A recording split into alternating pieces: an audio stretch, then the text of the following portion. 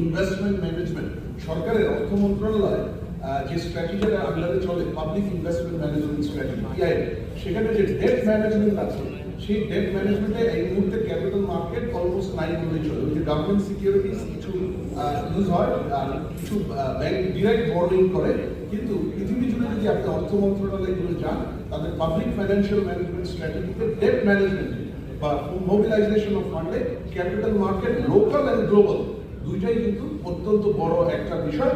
এবং ফাইনালি বাংলাদেশের investment policy, by the way বাংলাদেশের কিন্তু কোনো বিনিয়োগ নীতি নাই, আপনারা জানেন নাকি জানি না। একমাত্র আইন বাংলাদেশের বিনিয়োগের সাথে সম্পর্কিত 1980 সালের FIPA foreign investment protection act, ওটা ফরেন ইনভেস্টমেন্ট কেন্দ্রিক 1980 সালের কনটেক্সটে বানানো। প্রাইভেট ইনভেস্টমেন্ট বাংলাদেশে far larger than foreign investment, কিন্তু ফরেন ইনভেস্টমেন্ট পলিসিটা আমাদের কোনো ইনভেস্টমেন্ট পলিসি নাই।